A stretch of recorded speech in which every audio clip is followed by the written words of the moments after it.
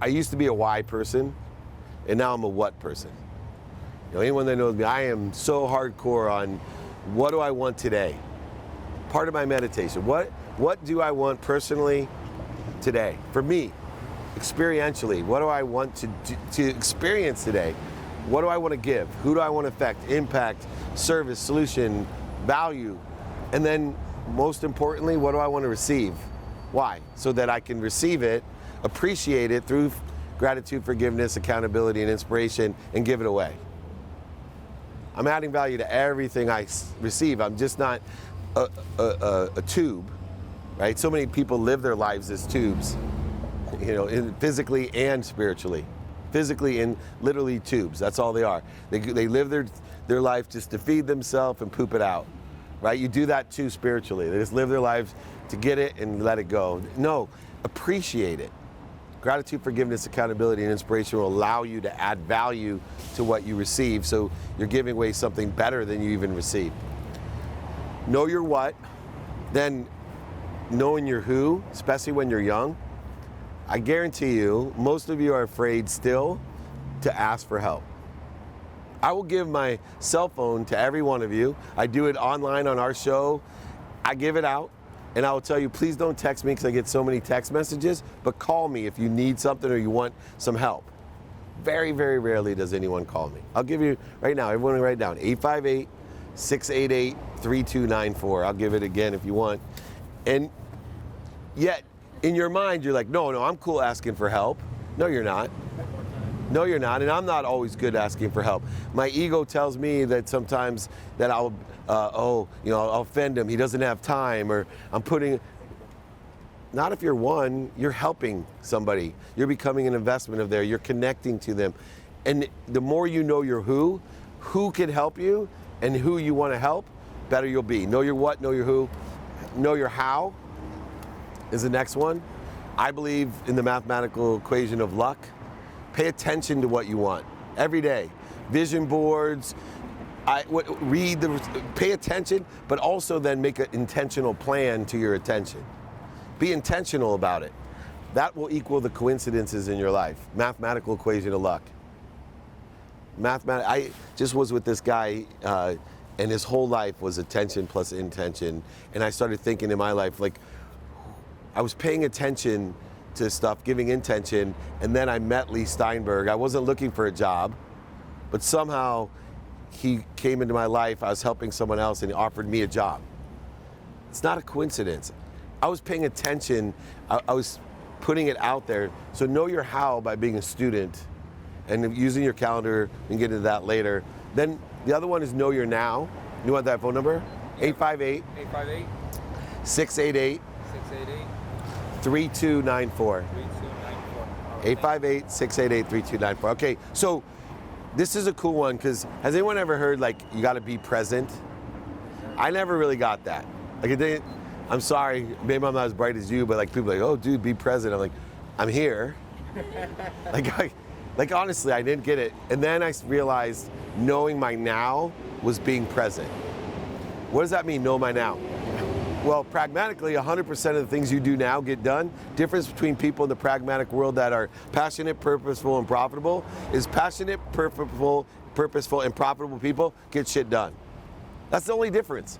So you got to know your now. So as you know your what, your who, and your how, now things are going to present themselves either planned or unplanned. You have to have a quick mechanism in order to determine what you're going to do now, presently.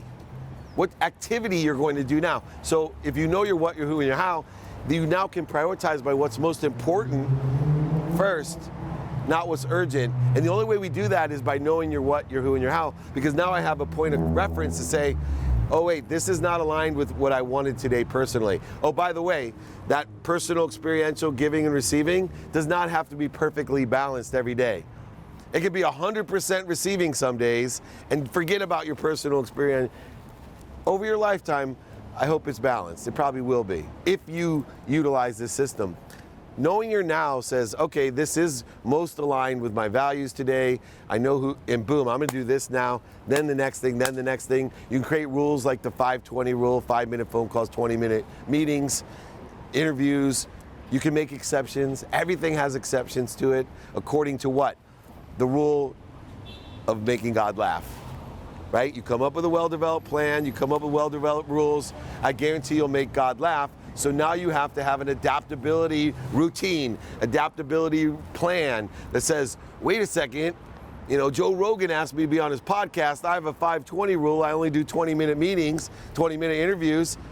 No, I think I'm going to adapt because it's aligned more with my values by adapting than not aligned with my values, even though I have a rule. So know your now. Then finally, the most important is know your why, but it can't be implemented until you know your what, your who, your how, and your now. You can't, see, you already know your why, and the reason you already know your why is that there is light, love, and lessons in everything.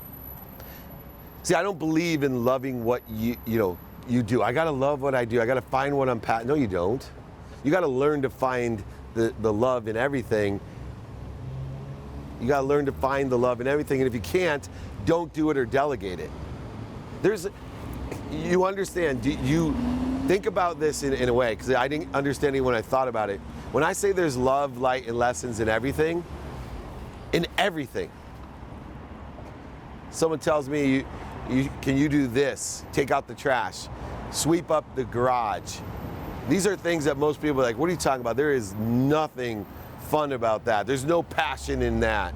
Well, it's what Martin Luther King was talking about when if you're gonna be a street sweeper, be the best street, because up here, you give meaning to everything you see. You can find, I did in trash, right? And you know why? Because I started questioning taking out the trash, saying, well, the activity of chasing the trash, why do I hate it so much? Why is it kryptonite to me? Why is it degrading? Why is it separating? Why is it inferior to me? Because I gave it that meaning.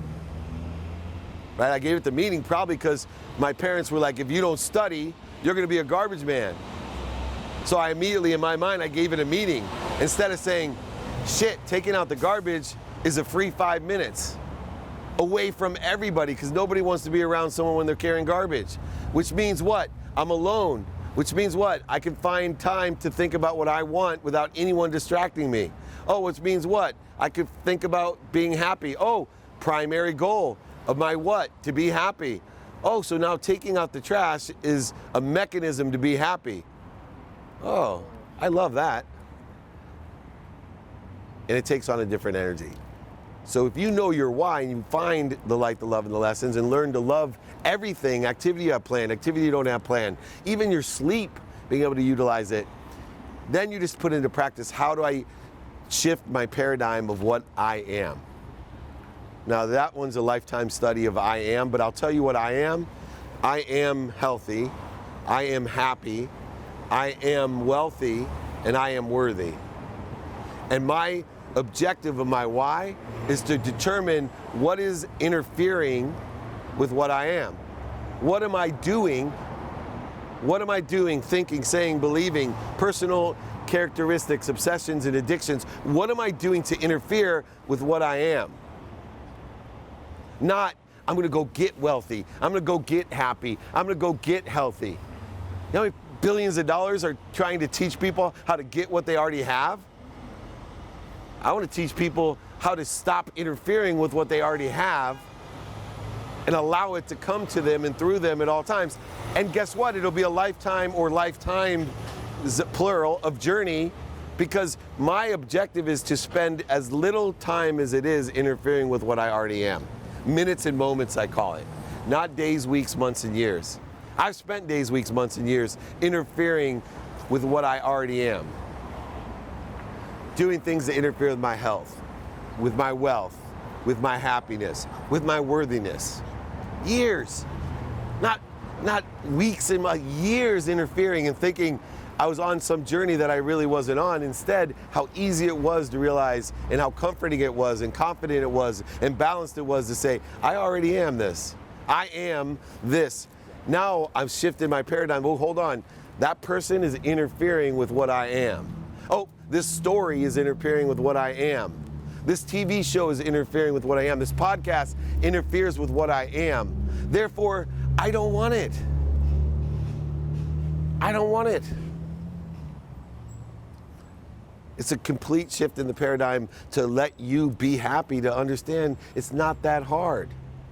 And time plays an important role in all of this. Time will play an important role in knowing your what, your who, your how, especially your now, but especially your why. How long does it take you to, one, identify what is triggering the interference created by an ego. Ego has primary needs to fight, to flee, to feed, and the other F word that Gary Vee uses, right? And what happens when your ego's in play, right? That primal ego that you need to fight, what happens? All the blood leaves your brain, goes to your body. Why? So your body can use it to fight, or to run, or to feed yourself, or to the other thing. All the blood leaves the brain, right? That's why, especially men make bad decisions. All the blood's out of their brain. They're trying to make a good decision, and all the blood's out of their brain because they have a primal need, an ego-based need, creating interference between what they really are, their truth, their potential. So what do? We have to practice identifying what the triggers are. We have relatives that trigger our egos. We have needs that trigger our egos: to be right, to be offended, separate, inferior, superior, anxious, worried, right? Worrying's wishing for what you don't want. If I could give you a gift, I'd give you all the time, energy, and emotion that you spent worrying about things back and put it towards what you want. I promise you'd have a lot more. It's amazing. So we have to learn, to put the blood back into our brain. Now I've identified this podcast creates interference in my life. I'm just gonna stop. Just stop for a second. Let me get the blood back into my brain. Let me breathe. I find this center, this baseline, my higher self, my higher power of thinking, not my lower power of thinking, my higher power of thinking, and I roll in the right directions. So important. What does it take? It takes, one, a perspective enjoyment that you're going to seek the light, the love, and the lessons. Two, it takes the hardest part. Most people say persistent is the hardest part of this. I say not a chance. It's consistency. Consistency is the hardest thing for the human body to execute on, because there's constant interference to consistency, and the mind, the body, and the soul are stupid, especially the body. It can't remember. It's so distracting, right? But in order for you to be consistent, the body has to use 5 faulty senses and a faulty memory in order to remind or recollect ourselves, or remember ourselves. We get in the theme about how words, remind, recollect, and remember what we're supposed to do in order to effectuate what we want. We have to be consistent, and it's hard. I give everyone a challenge all the time. You probably know it, right? 0.1 seconds it takes. Say thank you. Try it. Say thank you 30 straight days, your life will change. Do it before you go to bed and when you wake up.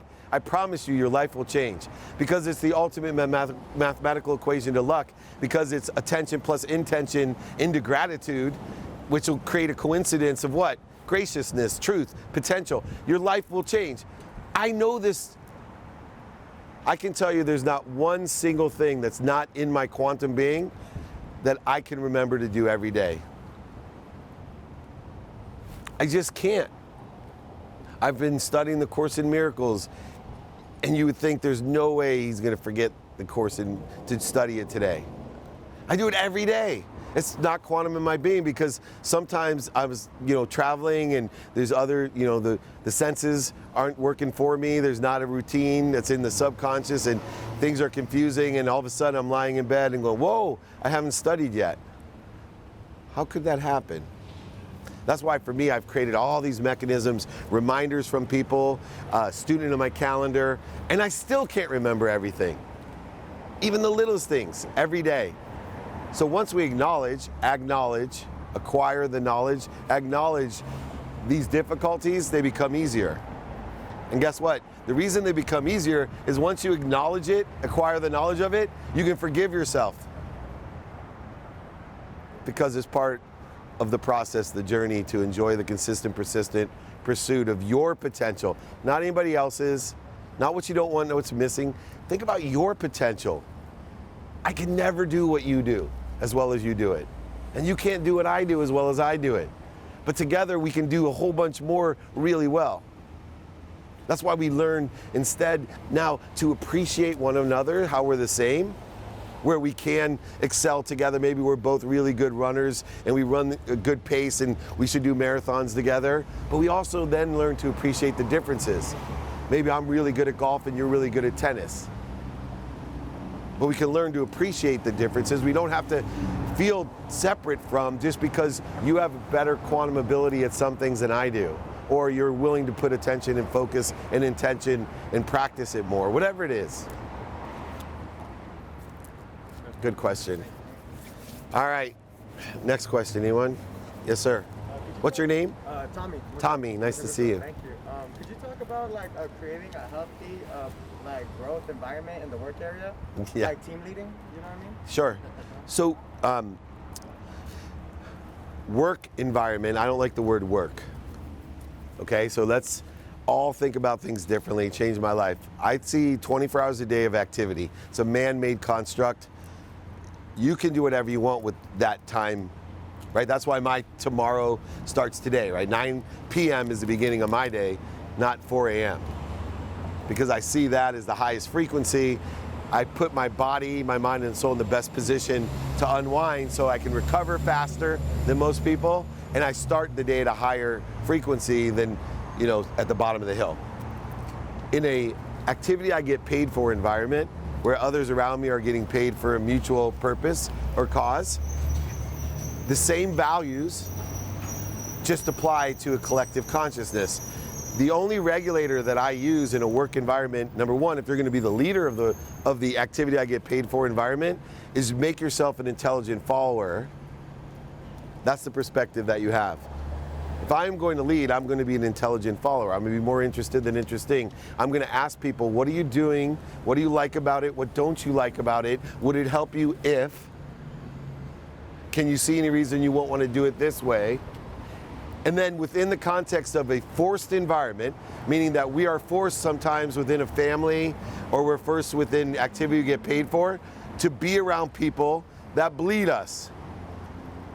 See, 90-some% of the people you meet in life, you're not forced to be around. So if they're bleeding you, you can fire them. But this is the real world that we live in, and there's activities that we have to do with people we're forced to be around. I can't move my cubby hole at work or at the activity I get paid for, right? I'm still learning. Or I share my bedroom with my two brothers. And, my older brother's abusive. I'm sharing a bed with him because we're too poor to have separate rooms. These are forced environments, happen every day. Number one, if you're a leader, be an intelligent follower. So what does that mean? Understand. A follower understands. An intelligent follower understands where that person is coming by asking questions. Hey, what are you doing? Why do you do that? What do you like about it? What don't you like about it? When you ask what they like and don't like, you're actually clearing away the interference and allowing yourself energetically, emotionally to connect. It'll create a better connection. But sometimes some people are so damaged that they're not going to be able to communicate with you. They're not going to be able to have a collective consciousness with you, to join you in your effort, your own pursuit. So now, in a forced environment, specifically, you need to not only understand, all you have to do is pray for their happiness. It's the only thing you can do, because until they're happy, they're going to keep on doing it. You have no control. You cannot control me. Physically, you can. But you lock me up. You're not controlling me. This is way too strong now. Right? Read Viktor Frankl, Man's Search for Meaning. This is way too strong now. You cannot control me. Therefore, you cannot make me feel any way. I cannot make you feel any way. So if somebody's making me feel a way, I only have one person to deal with, me. I'm going to change the way I feel. And the best way to change the way I feel is to pray for them, to look for the best for them, because it automatically changes your perspective. It's just like pursuit. When you're in the pursuit of something, you're happy. You can't pursue happiness. Sorry, Chris Gardner and Will Smith. You can't pursue happiness. Happiness is the pursuit. You can't affect me if I love you. My kids sometimes, I got 3 teenage daughters. I hate you. You're a effing bitch. And I'm at the table, I'm looking at them, and they're going at it. Some of you may have seen some of these arguments before or had them themselves. And I'm the greatest dad, right? Because I sit there and I'll smile while they're doing it. And they're looking, and you can see they start catching on. They're like, F you, Dad. This isn't funny. I'm like, no, it's not funny at all. I go, my heart's singing. And they both stop fighting. They're like, what do you mean your heart's singing? I'm like, I'm just so happy that you guys love each other so much. They're like, what? I hate her. What do you? Yeah, exactly. You must care so much about her and what she thinks if she's affecting you that much and you're affecting her. This is what I dreamed about of being a father, that I could create children that would love each other and care about each other so much. Can't control this. I changed the entire situation because they give meaning to everything they see. I give meaning to everything I see, and all I have to do is change the way they look at things, and the things they looked at changed like that. Which is where the stop, drop, and roll came in, right? If I have a trigger, I'm not gonna fight it, resist it, tell them stop. You know, I used to fight my brother, my mom, like, stop, you're hurting me more than you're hurting him. And I'm like, then feel this, Mom, bam! Come on, that's not true. Change the way you look at things. Cool.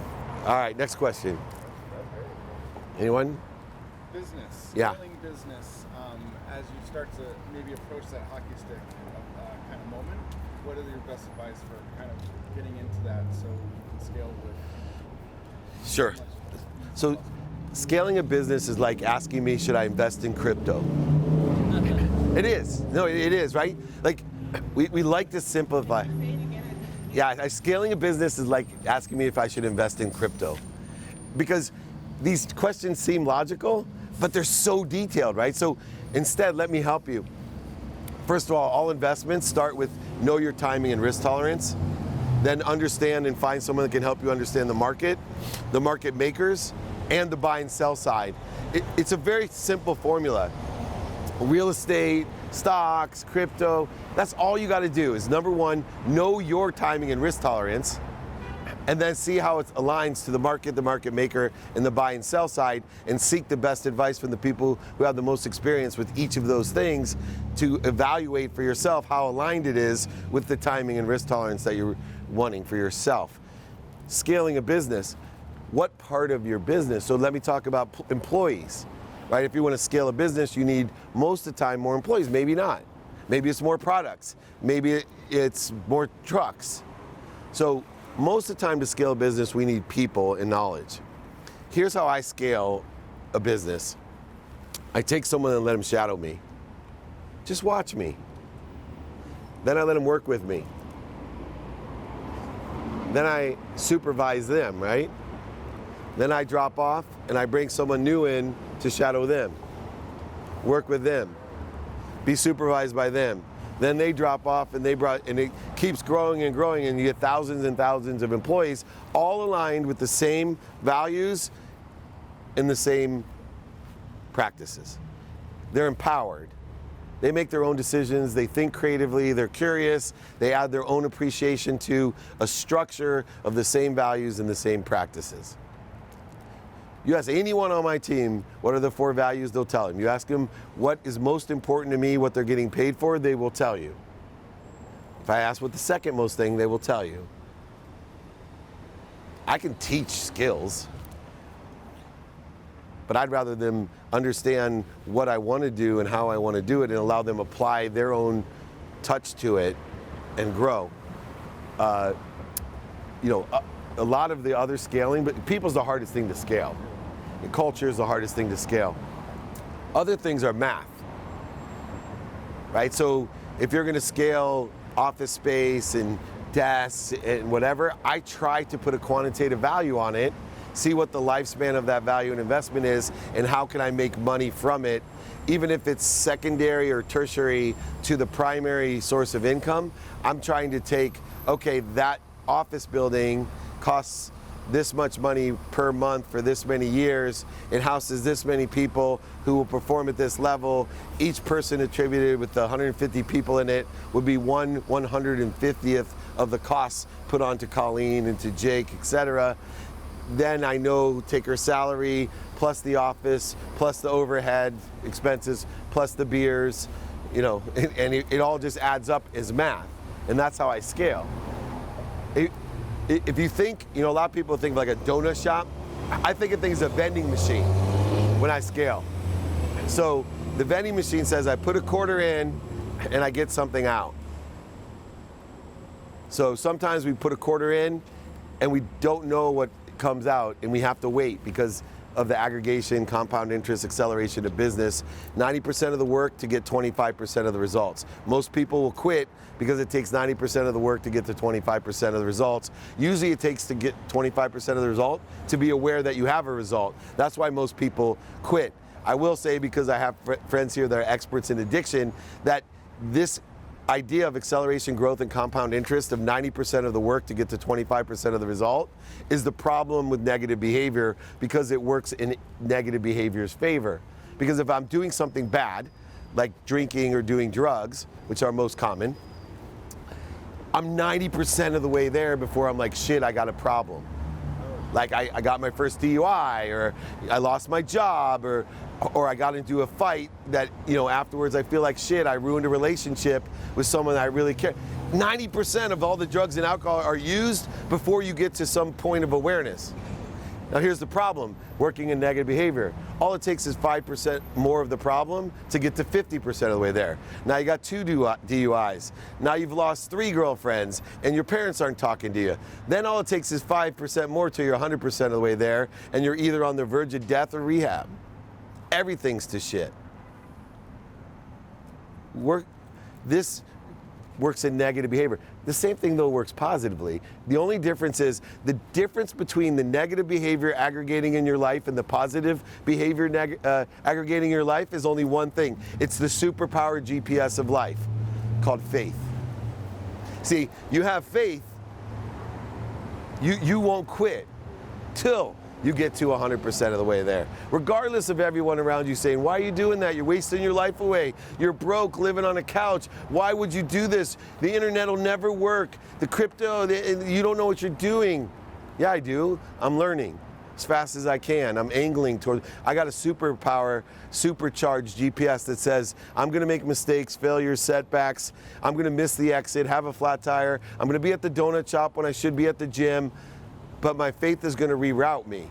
The only reason I call it the superpower of GPS is not only will it reroute you, but it will change your destination to a better place. It'll say, nah, you don't want that. I'm going to show you and take you here. And it was something you never even thought of. You got to have faith. Faith is determined by your values in the daily practices, aggregating upon themselves, enjoying the consistent, persistent pursuit of your potential. It will aggregate at the same speed. Yes?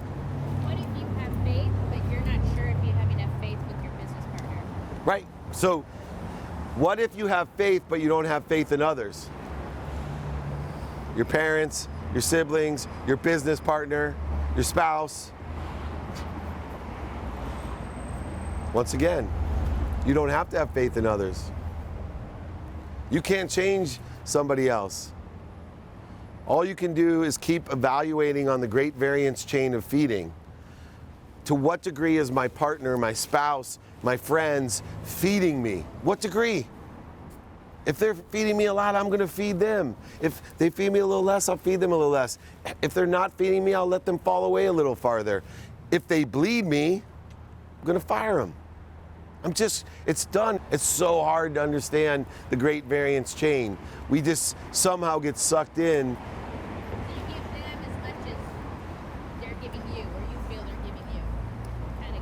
Correct. Yeah, and you try to show them through your actions, right, better ways to do things. Because remember, sometimes people are feeding you all they can, and maybe you can help them feed you more.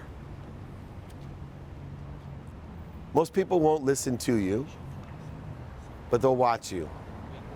That's what I like about the videos. I get tons of credits for my videos. People think in their mind somehow that I've actually, somehow, besides make the video, done something, outside of superhuman somehow. Like, it's weird for me because I know people are watching me. I don't have to tell them, they just watch me. They pick out things that I never realized that I said, did, or illustrated in a video or a comment that changes their life because they're watching me. Your children will watch you. Your partner watches you. It will come, yeah. Oh yeah, so one thing that happens too is that the truth vibrates the fastest. So if you're performing and the other person may not be doing what they promised or what they're supposed to be doing or incapable of doing it, there's going to be a separation and an interference that's going to occur. They're going to start projecting onto you the truth. All because of what you do. And then you can make that decision. They may come and fall away from you. It's a natural occurrence. You can have faith in the fact that if the relationship isn't right and you keep doing the right things, those people will fall away. When you carry a vibration, it's the biggest protection plan you can have. It's a super powered thing that when you're carrying a vibration, you're not attracting those people. They don't feel good around you. Right? Do you feel, if you're not working out, and you're eating unhealthy and all this, and one of your friends who you love is like, hey, come work out at me at the gym. There's a frequency discord. You don't feel good around your friend because you're not at that frequency. It makes you feel a certain way, a shortage, a void, an obstacle. You be you, you pursue your potential, allow things to fall away, try to raise your awareness on the great variance chain of feeding and bleeding. I study every day. I believe in pain. And giving grace before you eat. Always. Right? Do you know that it actually is one of the best things you can do for your digestive tract? That you digest your food differently if you give grace before you eat it. Scientifically tested now. That's the power of the truth. You can take all the Metamucil you want, or you can say thank you. You can eat all the fiber bars you want, or you can say thank you. But I promise you sit at dinner with your friends and family and you just stop before you start and say, hey, I just want to take a minute to thank all of you for sharing this and thank God for giving it to us. Boom. You don't have to tell them anything. You bless them and they bless themselves. And pretty soon, every time they're around you, they see the life that you're living. They see how healthy, happy, worthy you are and wealthy you are. And they're all of a sudden, man, am I lucky? And it goes on and on. The last thing you want to do is tell someone to say thank you. Creates resistance, persistence. It doesn't work, especially kids. Great questions. Anyone else? Yes. What's your name? Letizia. Letizia? Yes. Nice. It's still blurry in my mind the difference between consistency and persistency. Great. What's the difference between consistency and persistency? Subset. Consistency is the subset of persistency. It takes consistent behavior in order not to quit. Persistence defined is not quitting, right? Being able to pursue your ability that you must be what you can be in order to must be what you can be, in order to have the desire that you must be what you can be, in order to persist at what you think you want every single day. You have to be consistent. Someone who's inconsistent isn't persistent. They'll quit. Yeah, that's a good defining moment. Sorry. How are you? Right. Thank you. Cool. Thank you. Anyone else? Questions? Yes, sir. Touching on What's your first name? Chris. Chris, nice to see you. Nice to meet you. See you again. I think it was this gentleman that asked about the environment at the workplace or at Activity. the paid activity. Or Yeah. Good. See. To get out of the habit of micromanaging. Can you give some pointers on that? All right. That's one of Colleen's favorites. He's giggling because we've had many people say, "Oh, he micromanages." I just have to tell you, I don't understand micromanaging. It sounds like to me, if you're being micromanaged or you're micromanaging somebody, that you care a lot about them. Yeah. So for me, I think shifting my perspective, if somebody's micromanaging me, to see it as, wow, am I lucky? Wow, I mean, somebody cares this much about me. There's so many things they could do with the activity I get paid for than spend it with me trying to help me get better. And if I'm micromanaging someone, then it's a matter of communicating, hey, I'd like to spend some extra time with you because I think you have a lot of potential, and I've paid a lot of dummy tax over the years. I have a lot of situational knowledge, and I want to see you really achieve this. Does that sound fair? So once again, we give meaning to everything we see. And I think if you're being micromanaged, if you took a step back, instead of having the need to be offended, resentful, guilty, separate, inferior, all these triggers that we feel, and ask or, share, number one, I want to appreciate all the attention you're giving me. Is there something I could do better or learn more quickly so that you could spend your time more productively getting what you want done? This is the higher power. You're born with a higher power. We just don't use it. We have all this interference and we create even more for ourselves instead of thinking, how can I use this? Yes? Is that also how you teach people? Like how you said you would teach someone and then you would go away and then they would teach someone. Do you teach people how to do that too? Uh-huh. Yeah, mostly by how I respond and act. And then Jake will tell you because he spends a lot. Yeah. How do you get people to remove their ego when you're teaching them how to do something? Like you can't do that. Can't get them to remove the ego, but what you can do is get them to spend less time in ego. So one of the things I've learned to do as a leader, so take young Jake, who I'm mentoring now, I'm checking with him all the time. Hey, do you want me to push you a little bit harder? Do you want me to do this? Right? So I'm taking it above the game, and then I'll say to him, well, I'll do something, and then we'll walk away, and I'll say, so the reason that I told you this is because of this, right? I'll go much deeper than just, hey, maybe my reaction is a little bit frustrated, or I have a certain ego-based need, and so I'll be like, why did you, do this, or and I'll walk away and I'll say, well, here's the reason. Let me explain what happens if we didn't do this or what we do. And to be honest, like student in the calendar is something I teach everyone. It changed my business and my life. And so a lot of times I'll take the time with the whole team to say, for example, I'll give you a real example. I'm going to New Orleans next week for my daughter's graduation. Lots of moving parts. I have about 30 different activities I get paid for a day. Interviews, podcasts, coaching calls, overviews, right? And so I'm very efficient. Well, if we have a calendar problem, it can be completely disruptive. My wife, who has, my family's travel schedule, emailed Jake my daughter's flight, which is not the same day as my flight, and we now have a whole day scheduled where I'm now in the air, and the other day empty that I'm now supposed to be at my daughter's graduation. And we went through this whole thing. I took the time to say, this is why we're students of our calendar, because we are a week out. And imagine if we would have got to New Orleans and found out we have one suite, not three. Imagine if I would have got to the airport and they would have told me your flight's tomorrow. When it's my daughter's graduation. So yes, I practice ending fear in the ego-based consciousness, etc. Hi. How are you? Not good? What can I do to help you? No, help me find a sense of humor with all this, supposedly. Say again? Help me find a sense of humor with all this. Sense of humor? Yeah. So. You know who I am, right? Yes.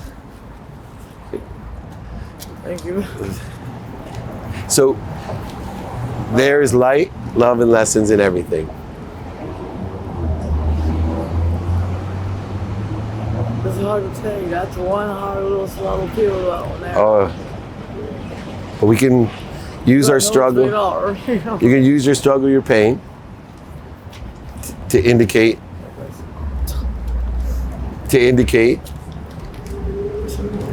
Find perfection in everything. The way people react to our problems is the perfection in ourselves. God's blessing you right now. Thank you for coming. Don't tell me. I don't want to do, Mama. You got it. I know that, so that's why. I really want.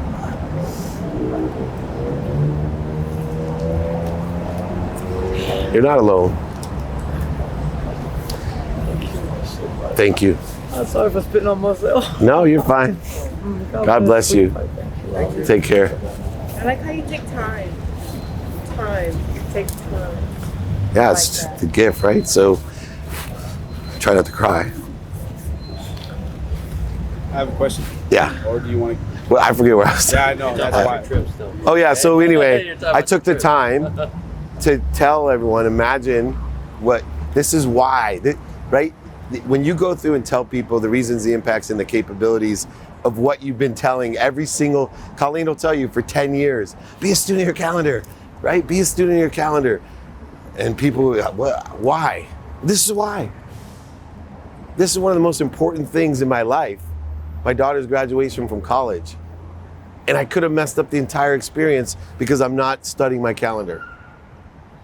But instead we're a week ahead because I have captains on every single day looking for Mondays, for Tuesdays, for Wednesdays, looking, not just looking, studying, opening. So she's captain for Friday. She's opening every entry for everything on Fridays for 4 Fridays in a row, searching of how it all fits together, how we can be more efficient, effective, statistically successful, or any other information that may be necessary or mistakes made.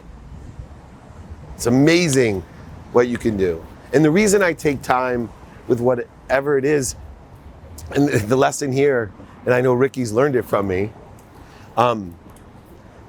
if you stop for 1 second and acknowledge somebody that needs to be acknowledged. The money's one thing, but you don't know what you do to others. I'm blessed because I have all these people around and they'll say, I have no idea that I planted that seed, or they read this or looked at this and you changed my life. You don't know what we did to that person to remind, to recollect, to remember exactly that they're just like us, right? Next time you walk by someone and you have something that can help them, a smile, a hug, $1, $100, give it to them. My son asks me all the time, he's like, Dad, why do you always do that? I said, because they need it more than I do. Even when people steal from me, that's what I say to myself.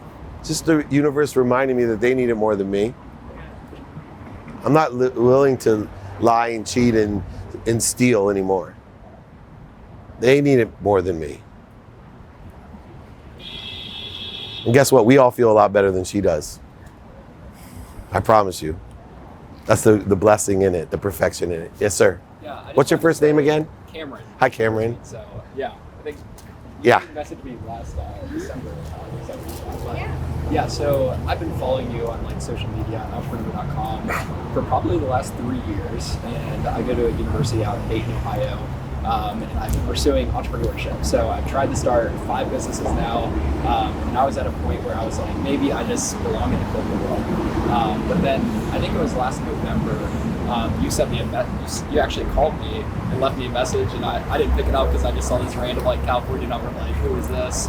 I got the voicemail. I was like, what in the world? Like, my role model's like giving me a call. So I just want to say like that's something that like really rocket ships like my passion in entrepreneurship. So I want to thank you for that. And Thank you. I was going to come out and visit you at your office last December, but I moved out here with literally no opportunity to like travel at all because I had $120 in my bank account, but I knew I needed to be in LA if I wanted to pursue entrepreneurship and marketing for different companies and then starting my own business and building connections and stuff. So yeah, I just want to say thank you, and you definitely changed my whole That's awesome. outlook on life. So Yeah, so, you know, there's where time, how many people in my position can just take an hour a day to call people?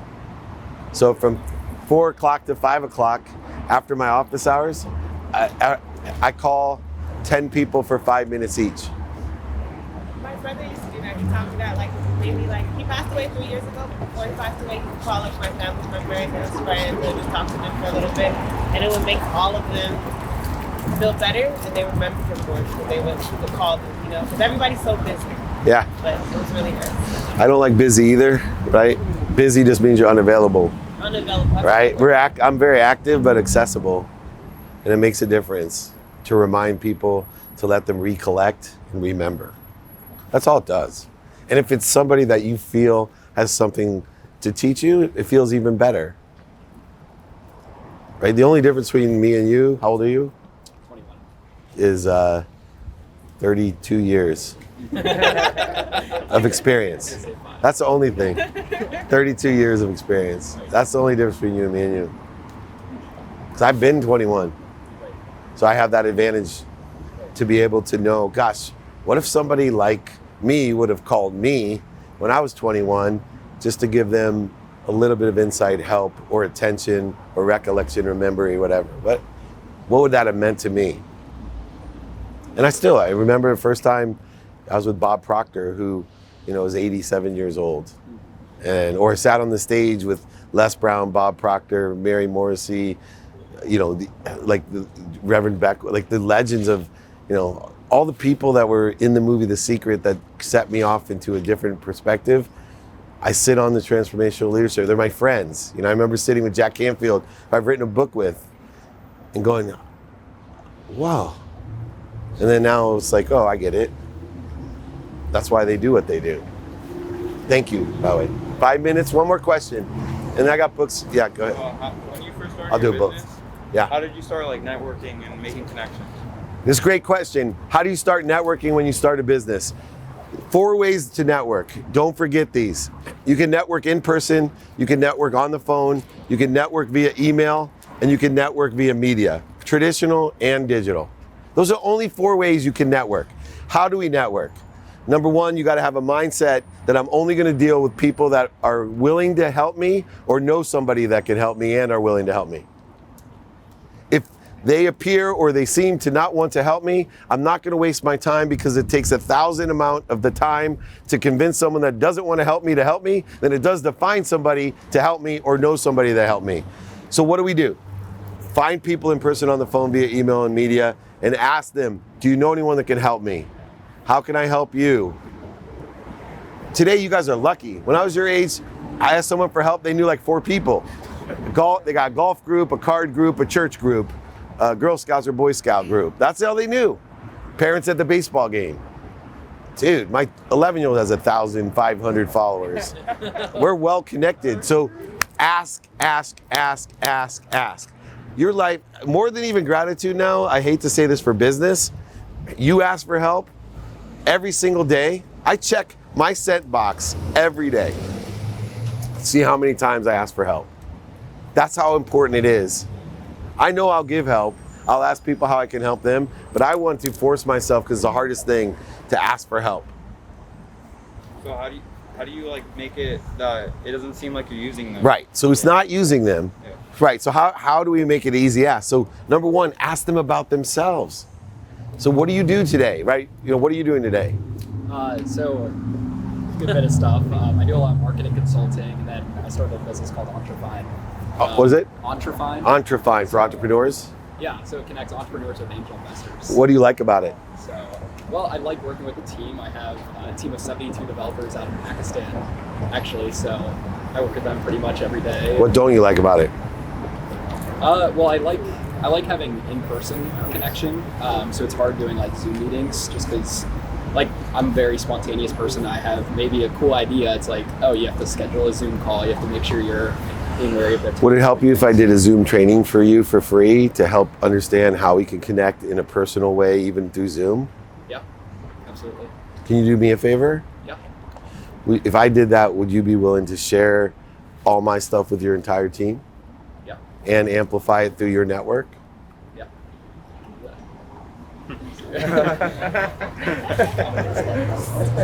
So you find out how you can help someone And then give them the help you can and ask them, do you know anyone that can help me? I'm looking for people to share my content and do good deeds. I'm looking for someone that has a red Ferrari. I'm looking for someone that does, detail work or a good dry cleaner. Or, I don't know what you want. Ask. Practice that. It's a template. I can send it to you. Okay? I have that for you. I got books for you too. All right, real quick. My name is Jose. Jose, can you see? Question is a little personal. I know you always talk about your mom. Yep. How did you say sorry to her? So I've learned that the word sorry creates interferences, voids, obstacles, and resistance.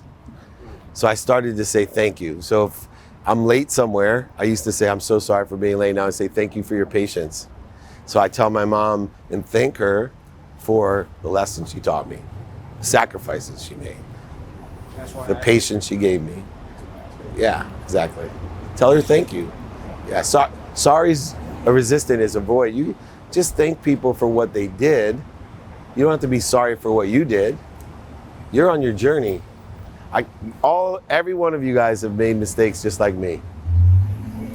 But yet, we are so critical sometimes of people who have made the same mistakes that we've made or still make.